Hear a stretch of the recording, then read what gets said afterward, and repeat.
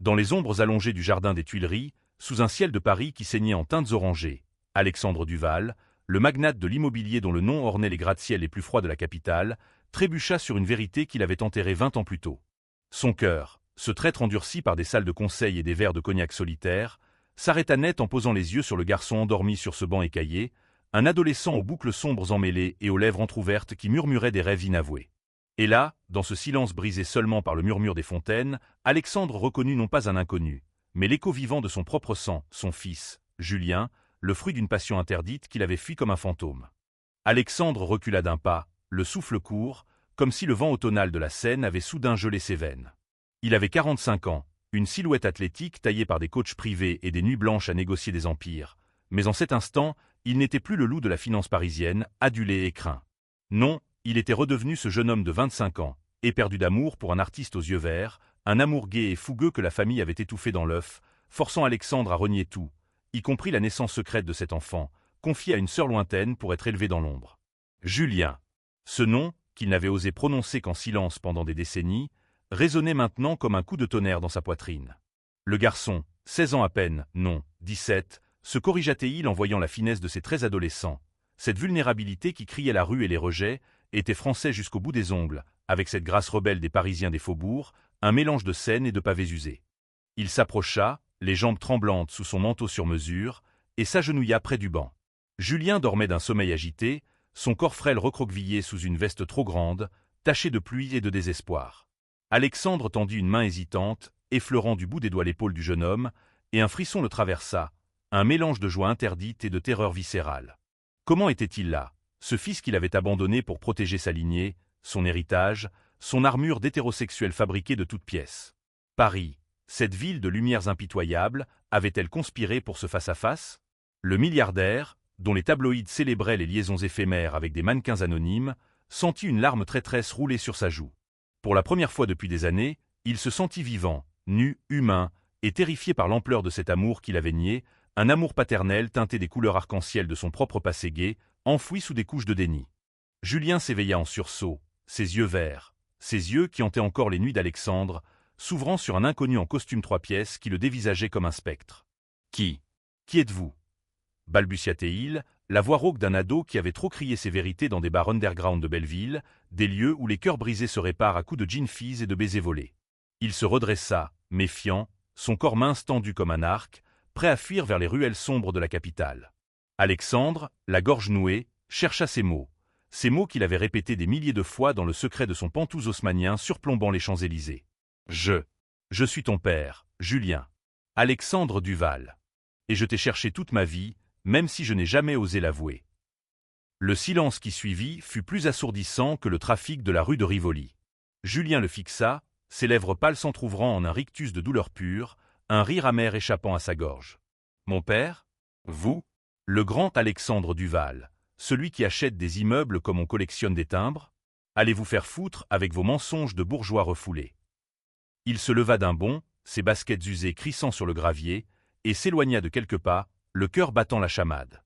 Paris, avec ses réverbères qui s'allumaient comme des promesses brisées, assistait à cette danse maladroite. Un père et un fils, unis par le sang et divisés par les secrets, dans une ville qui tolérait les amours cachés mais punissait les vulnérabilités exposées.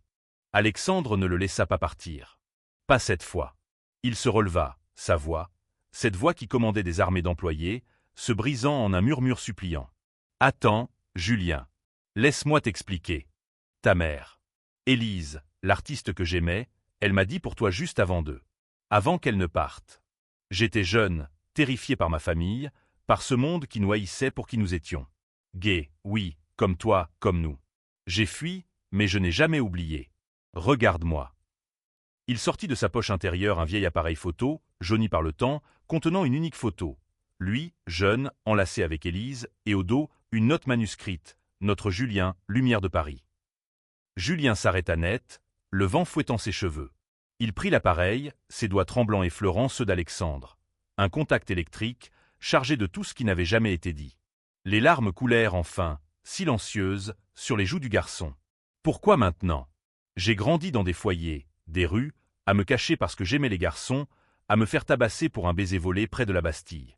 Et vous étiez là, riche, intouchable, pendant que je crevais de faim sur ce banc. Sa voix se cassa, révélant la faille dans son armure d'adolescent rebelle, ce cri primal d'un cœur LGBT qui avait appris à survivre dans l'ombre des préjugés parisiens. Alexandre s'approcha, osant poser une main sur l'épaule de son fils. Parce que la vie m'a rattrapé. J'ai bâti un empire pour combler le vide, mais chaque contrat signé était un mensonge. Et toi? Tu es la vérité que j'ai fui. Viens avec moi, Julien. Pas comme un mendiant, mais comme mon égal. Laisse-moi réparer ce que j'ai brisé. Le jeune homme hésita, ses yeux scrutant le visage de cet homme qui portait les mêmes cicatrices invisibles. Celles d'un amour refoulé, d'une identité volée par la société. Paris, indifférente et magnifique, les enveloppait de son manteau de brume, comme pour sceller ce pacte fragile.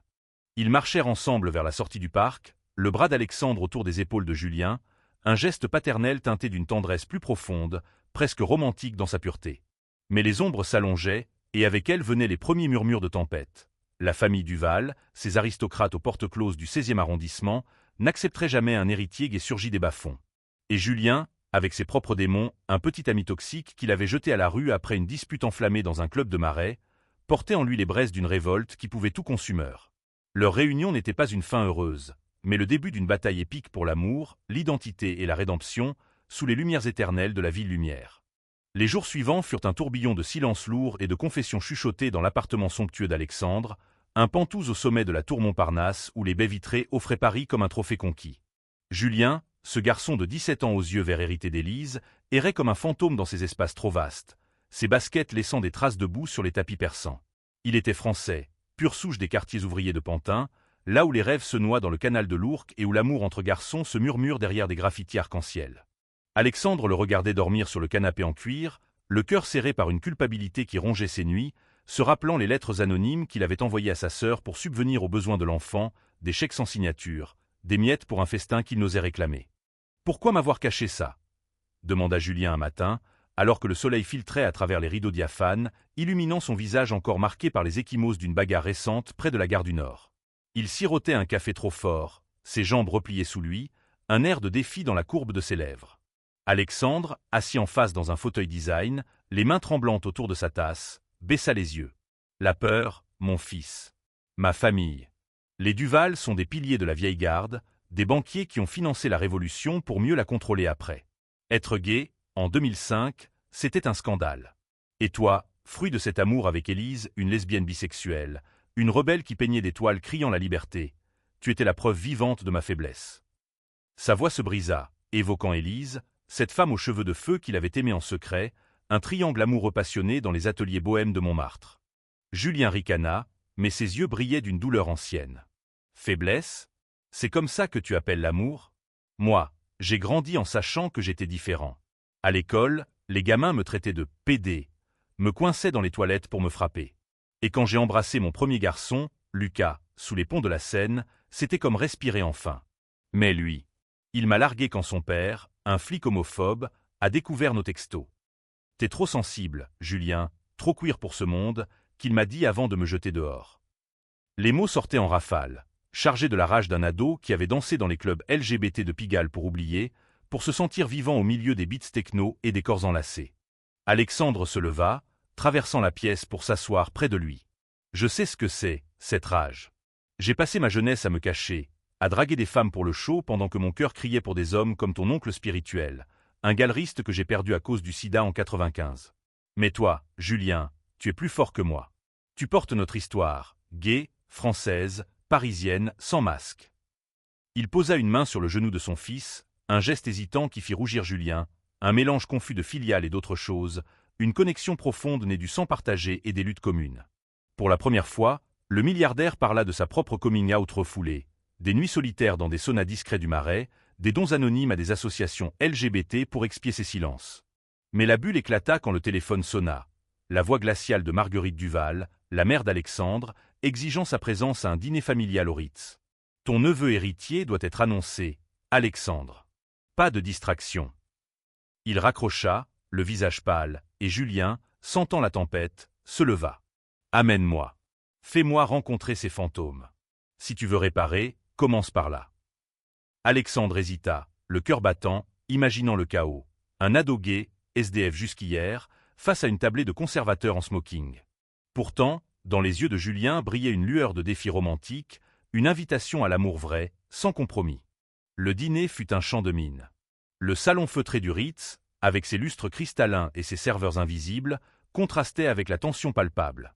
Marguerite, une septuagénaire aux perles impeccables, toisa Julien d'un regard qui aurait pu geler la scène. « Qui est ce jeune homme, Alexandre, un protégé de tes œuvres caritatives ?»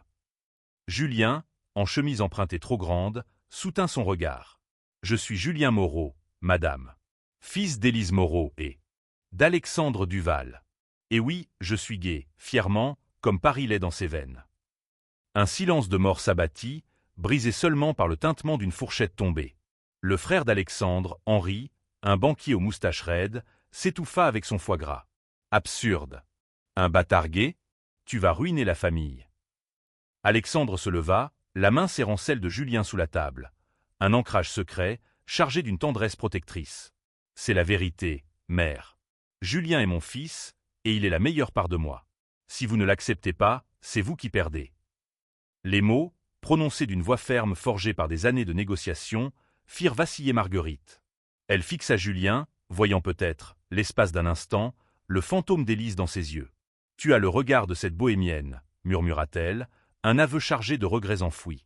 Julien, le cœur gonflé, répondit « Et le courage de mon père, que vous avez presque brisé. » La soirée se termina en chaos feutré, avec des portes claquant et des regards assassins. De retour aux Pentouzes, Alexandre et Julien s'effondrèrent sur le balcon, une bouteille de vin rouge entre eux, contemplant les lumières de la tour Eiffel qui scintillaient comme un cœur battant. « Merci » souffla Julien, sa tête s'appuyant sur l'épaule de son père, un geste innocent teinté d'une intimité nouvelle. « Pour la première fois, je me sens vu. » Alexandre l'enlaça, les larmes coulant librement, conscient que ce lien, forgé dans le feu des rejets, était plus précieux que tous ses empires. Mais au loin, dans les ombres de Paris, d'autres menaces guettaient. Lucas, l'ex-toxique de Julien, rôdait, jaloux et vengeur, prêt à tout pour reconquérir son bien.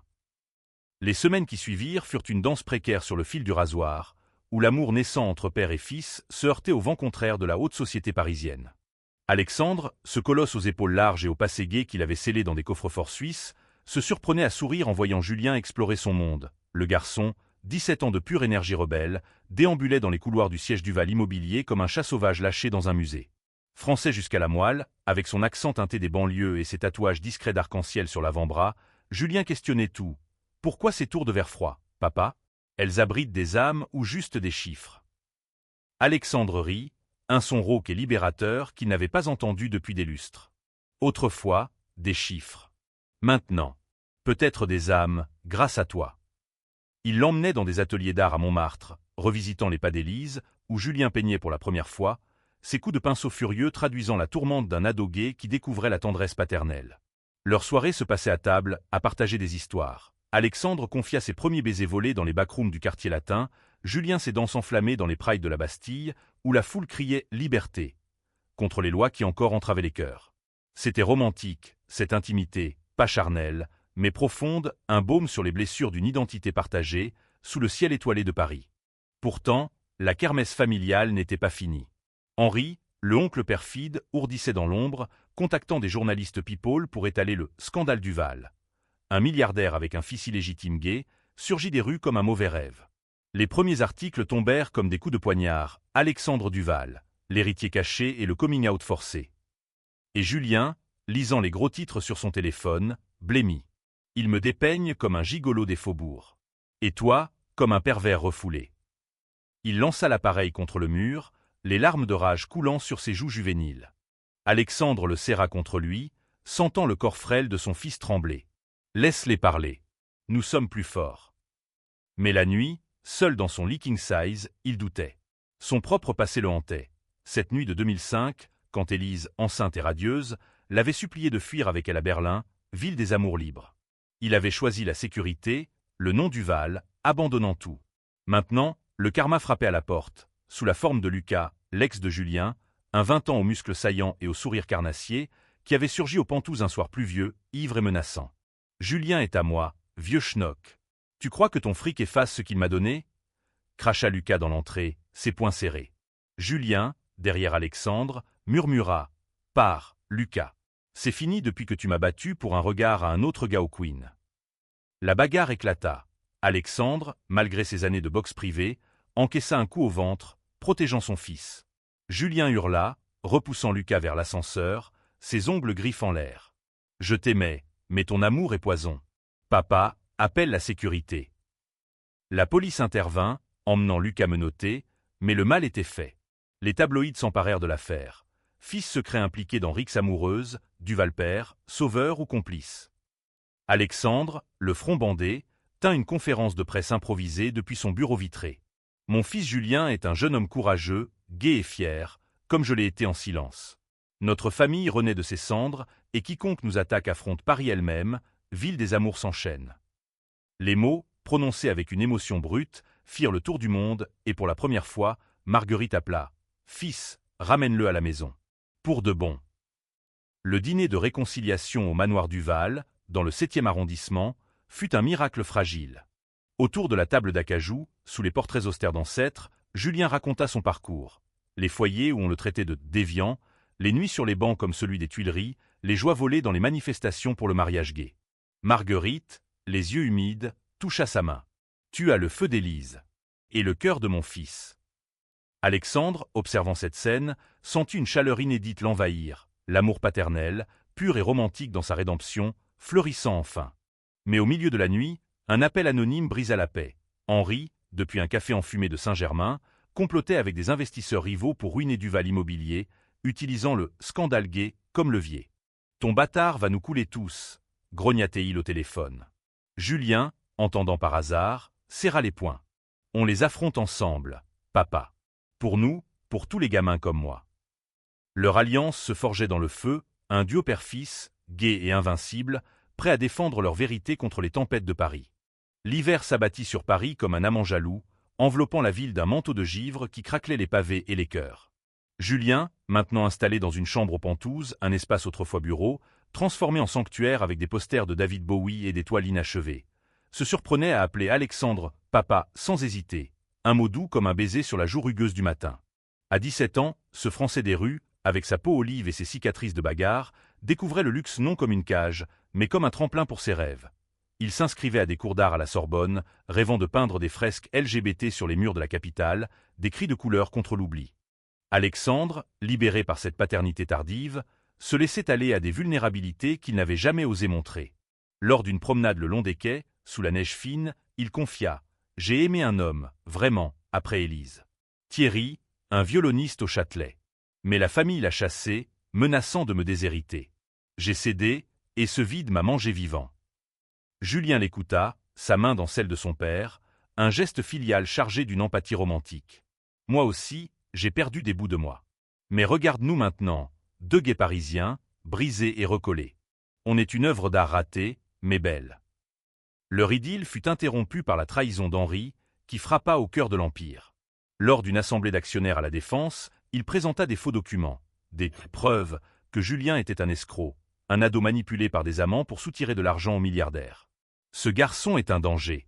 Pensez à notre réputation. » tonna-t-il, son visage rougeaud luisant sous les néons. Alexandre, flanqué de Julien en veste de cuir neuve, riposta avec une fureur contenue. « Ma réputation ? Elle est bâtie sur le mensonge. Julien est mon fils, et son authenticité vaut plus que vos portefeuilles. Voici les vrais papiers. Test ADN, lettre d'Élise, et si vous suivez Henri, vous suivez un homophobe qui vend notre âme pour des clopinettes. » Le silence fut électrique, brisé par des applaudissements timides d'un jeune cadre ouvertement gai, qui se leva. « Duval a raison. L'heure de la vérité a sonné. » Henri, blême, fut escorté dehors, mais pas sans lancer une menace venimeuse à Julien dans le couloir. « Petit pédé, tu vas regretter d'avoir ruiné cette famille. » Le garçon, le cœur battant, répondit d'une voix ferme. « C'est toi qui regrettes, oncle. Parce que l'amour gagne toujours à Paris. » La victoire fut douce amère. Ce soir-là, Alexandre et Julien célébrèrent sur un bateau-mouche privé, voguant sur la Seine illuminée. Des flûtes de champagne tintaient, et Julien, éméché, se mit à danser, tirant son père par la main. « Viens, papa, montre-moi comment dansaient les gays des années 2000. » Alexandre, riant, se prêta au jeu, leur corps se mouvant en une valse maladroite, un père et son fils unis dans la joie pure. Mais sous la surface, Julien confia un secret. « J'ai revu Lucas. Pas pour lui, mais parce qu'il menace de balancer des photos intimes aux médias. Des trucs de nous, en train de... » Tu sais. Son visage rougit, la vulnérabilité d'un ado exposé. Alexandre serra les dents, son instinct protecteur en feu. On l'arrête. Ensemble. Ils passèrent la nuit à planifier, transformant la peur en force, contacter des avocats spécialisés en cyberharcèlement LGBT, alerter des associations comme SOS Homophobie. Au lever du jour, Lucas fut convoqué, et face à la détermination de Julien, il craqua, avouant ses jalousies toxiques nées d'un foyer homophobe lui-même. « Je t'aimais, Jules, à ma façon tordue. Pardonne-moi. » Julien, les yeux durs mais compatissants, répondit « L'amour n'est pas une prison. Va guérir, et laisse-moi voler libre. » Cette épreuve scella leur lien plus fort que le béton des tours du Val. Marguerite, touchée par le courage de Julien, offrit une broche ancienne, un camé d'Élise, comme sceau de pardon. « Tu es un Duval, mon garçon. Gay ou pas, tu es des nôtres. » Paris, témoin indifférent, semblait approuver, ses clochers gothiques veillant sur leur renaissance. Mais l'horizon s'assombrissait. Une offre d'achat hostile sur l'Empire, orchestrée par des rivaux flairant le sang, menaçait de tout balayer. Père et fils, main dans la main, se préparaient à la guerre ultime, armés d'amour et de vérité. Le printemps explosa à Paris en une symphonie de cerisiers en fleurs et de manifestations enflammées, où les bannières arc-en-ciel flottaient comme des drapeaux de victoire contre les vents persistants de l'intolérance.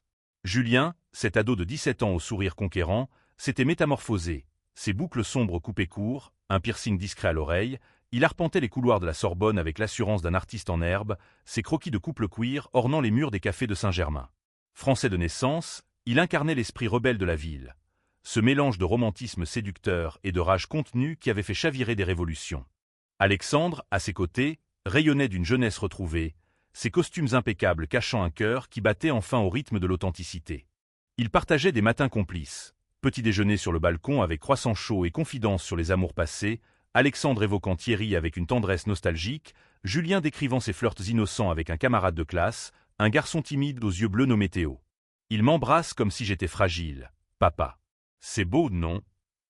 Alexandre hochait la tête, un pincement au cœur, fier, mais conscient des dangers qui rôdaient encore pour un jeune gai dans cette capitale aux contrastes brutaux. La menace vint de l'extérieur, féroce et calculée. Les rivaux d'Alexandre, un consortium qatari masqué derrière des prête-noms, lancèrent l'assaut. Une OPA hostile sur Duval Immobilier, exploitant le « scandale familial » pour justifier un prix bradé.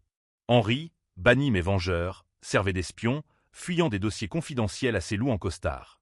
Lors d'une réunion tendue au Fouquet S, Alexandre affronta le leader, un émirati au regard froid. « Vous voulez mon empire ? Passez sur mon fils d'abord. Il vaut plus que vos pétrodollars. » Julien, présent comme stagiaire, intervint avec une audace juvénile, et sur tous les sans-abri que ces tours ont jetés à la rue. « Mon père va les transformer en logements sociaux, pour les gosses comme moi, gays, perdus, mais debout. » Les mots firent mouche, semant le doute chez certains actionnaires. Mais la nuit, le stress culmina. Alexandre, terrassé par une crise d'angoisse, vestige de ses années de dénigré, s'effondra dans son bureau. Julien le trouva pâle, haletant, et sans hésiter, le prit dans ses bras, murmurant « Respire, papa. Je suis là. On est invincibles ensemble. » Ce moment, chargé d'une intimité émouvante, scella leur pacte. Julien deviendrait l'héritier officiel, non par sang seul, mais par mérite, apprenant les rouages de l'entreprise avec une vision humaniste, des projets de résidence inclusive pour la communauté LGBT, inspirés de ses nuits sur les bancs. Théo entra en scène comme un rayon de soleil timide. Lors d'une expo d'art étudiant au Louvre des Antiquités, Julien l'invita, et Alexandre les observa danser sous les statues grecques, leur rire mêlé au jazz doux. « Il est parfait pour toi », confia le père plus tard, un verre de Bordeaux à la main. « Sensible, comme toi. » Julien rougit, confessant « Mais j'ai peur. Et si je le perds comme Lucas ?» Alexandre, sage dans sa maturité, répondit « L'amour vrai ne fuit pas. Il affronte, comme nous. » Leur conversation glissa vers des souvenirs. Élise peignant nue dans l'atelier, Alexandre l'embrassant passionnément, un trio d'amour libre qui avait enfanté Julien dans la joie avant que le monde ne les sépare. La contre-attaque fut magistrale. Alexandre, avec Julien à ses côtés, présenta un plan visionnaire. Convertir des immeubles vides en centres communautaires, financés par des partenariats avec des ONG queer. Lors de l'Assemblée générale, sous les plafonds haussmanniens de l'Opéra, Julien parla, sa voix adolescent résonnant comme un appel. « Paris est la ville des lumières, pas des ombres. Mon père et moi, deux gays français, allons l'illuminer pour tous. » Les actionnaires, touchés par cette humanité brute, rejetèrent l'OPA. Henri, acculé, s'excusa dans une lettre tremblante. « J'ai eu peur de ce que représentait Julien, la liberté que j'ai niée en moi-même. » La paix revint, mais fugace. Une lettre anonyme arriva, des photos volées de Julien et Théo, intimes, menaçant un scandale si Alexandre ne cédait pas des parts. Le complot d'Henri persistait, allié à Lucas, libéré et rancunier. Père et fils, unis, tendirent un piège, une rencontre feinte dans un bar du Marais, où la police arrêta les traîtres en flagrant délit. Pour l'amour, murmura Julien en voyant Lucas menotté, un pardon muet dans les yeux. Paris fleurissait, et avec elle, leur lien, un roman familial gai, kitsch et profond, où chaque pétale était une victoire sur l'adversité. L'été enveloppa Paris d'une chaleur languide, transformant les boulevards en scènes de flirt et de fêtes improvisées, où les fontaines de Saint-Michel chantaient des sérénades aux amants de tout genre. Julien, 17 ans et demi maintenant, rayonnait comme un soleil personnel. Son premier amour avec Théo s'épanouissait en promenade main dans la main le long du canal Saint-Martin, des baisers volés sous les saules pleureurs, un roman adolescent teinté de la douceur française, pique-nique de fromage et de confessions chuchotées sur l'égalité des cœurs. « Théo me voit vraiment », confiait-il à Alexandre lors de leur dîner rituel, des plats mijotés par un chef privé, mais servis avec l'authenticité d'un bistrot de Ménilmontant. Alexandre, le milliardaire aux tempes grisonnantes, se surprenait à envier cette pureté. À 45 ans, il avait goûté au plaisir fugace, des nuits avec des amants anonymes dans les hôtels discrets du 8e, mais rien n'égalait la joie de voir son fils s'épanouir. Protège-le, Julien. Le monde est beau, mais cruel pour nous, les gays parisiens. Il parlait des figures emblématiques, Oscar Wilde exilé, ou plus près, Pierre Sale, déporté pour son amour interdit. Ces histoires forgeaient leur résilience, un père transmettant à son fils non des empires de briques, mais des leçons d'âme. Leur quiétude fut ébranlée par un appel de Marguerite, « Viens au domaine de Normandie, Alexandre. » Toute la famille, et amène Julien. Il est temps de guérir les Duval. Le manoir, un château du 18e aux vignes croulant sous les raisins, devint théâtre d'une réconciliation tendue. Henri, repentant, s'agenouilla devant Julien. « J'ai fui ma propre ombre, neveu. J'ai aimé un homme, autrefois, et je l'ai perdu à la honte. Ton courage me sauve. » Julien, magnanime, l'étreignit, un geste qui fit pleurer Marguerite. Autour d'un barbecue sous les étoiles, ils rirent pour la première fois. Anecdotes sur les ancêtres excentriques, toast à Élise, fantôme bienveillant. Mais le destin, ce farceur parisien, réservait un coup bas. Théo, lors d'une soirée Pride au Champ de Mars, fut agressé par une bande homophobe, des skinheads errant des banlieues, hurlant des insultes crues.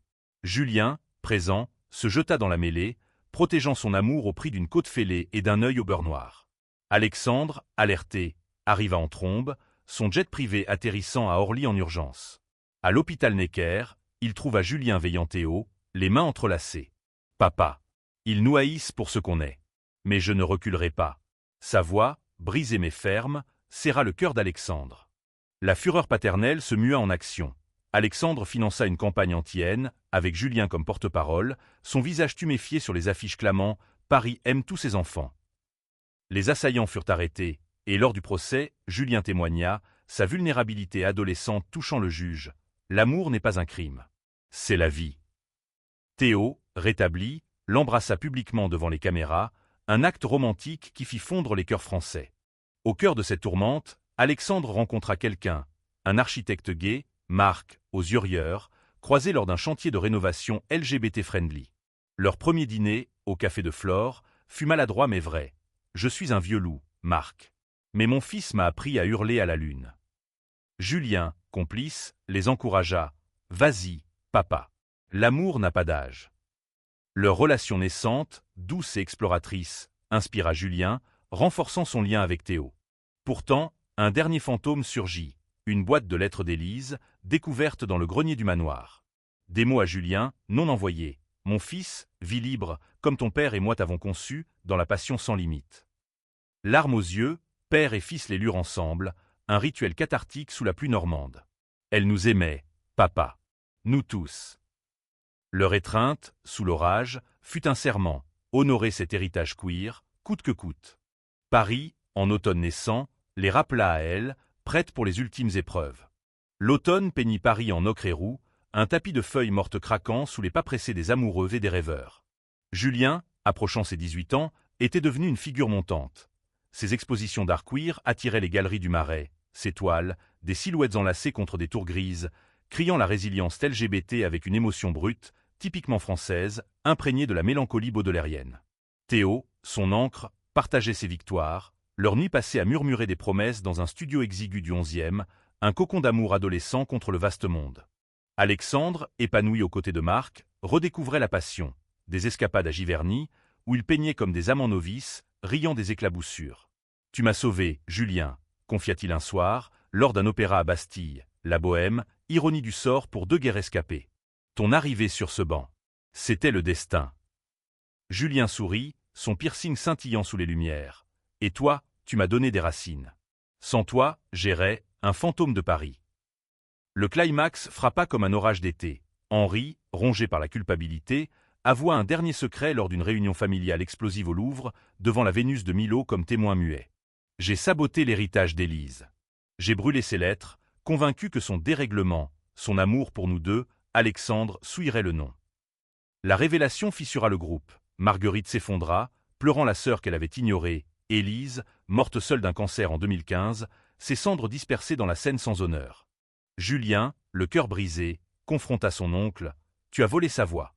Mais regarde, je la porte, je peins sa douleur, son joie queer. » Sa rage, canalisée en une performance artistique immédiate, transforma la salle en atelier. Il traça des traits furieux sur une toile vierge, des flammes d'amour interdits jaillissant du chaos. Alexandre, Marc à ses côtés, soutint. « Henri, ton pardon passe par la vérité publique. Confesse, ou perds-nous tous. » Brisé, l'oncle obéit, publiant une lettre ouverte dans Le Monde. « J'ai haï ce que j'étais. Mon neveu gay m'a appris l'amour. » La presse s'emballa, transformant le scandale en triomphe humaniste.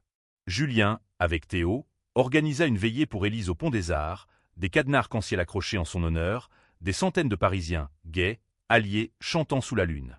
Alexandre parla, sa voix émue portant l'écho de 20 ans de regrets. « Ma femme, mon amour, notre mère, elle était la lumière. » Julien est son legs vivant. Mais la kermesse personnelle culmina quand Lucas réapparut, clean et sobre, lors d'une expo de Julien. « J'ai suivi une thérapie, Jules. Pour de vrai.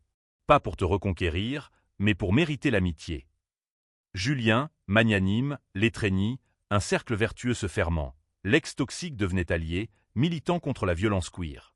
Alexandre, observant, sentit la boucle se boucler. Son empire, réformé sous l'impulsion de Julien, signa des partenariats avec ACT UP, bâtissant des refuges pour jeunes LGBT sans-abri. Marc et lui, fiancés dans l'intimité d'un dîner aux chandelles, invitèrent père et fils à célébrer un toast à l'amour multiple, filial, romantique, éternel. Pourtant, une ombre plana, la santé d'Alexandre, un malaise cardiaque discret lors d'une course matinale le long de la Seine. À l'hôpital, Julien veilla, Théo endormi à ses côtés. « Tiens bon, papa. T'es mon héros. » Le diagnostic, stress accumulé, mais gérable, fut un rappel. La vie, fragile comme un baiser sous la pluie.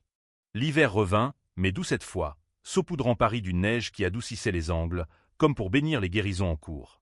Julien, 18 ans fraîchement fêté lors d'une pride hivernale improvisée au Trocadéro, feux d'artifice arc-en-ciel et discours enflammés. Se tenait droit, un homme maintenant, son corps adolescent musclé par les épreuves, ses yeux verts portant la sagesse d'un survivant. Français dans l'âme, il lança son association, Banc de Lumière, des refuges pour ados queer errants, inspirés de ce banc fatal des Tuileries. Théo, son partenaire fidèle, que fondateur, l'embrassait fièrement lors des inaugurations, leur amour un témoignage vivant de résilience romantique. Alexandre, remis et rayonnant, épousa Marc lors d'une cérémonie intime à la mairie du 4e, Julien témoin, les larmes coulant librement. « Tu m'as rendu père, amant, humain », murmura-t-il à son fils après le oui. Marguerite, transformée, devint marraine de l'association, son collier de perles finançant les premiers centres. Henri, rachetant sa dette, dirigea un fonds pour la préservation des archives LGBT, honorant Élise par des expositions au Centre Pompidou.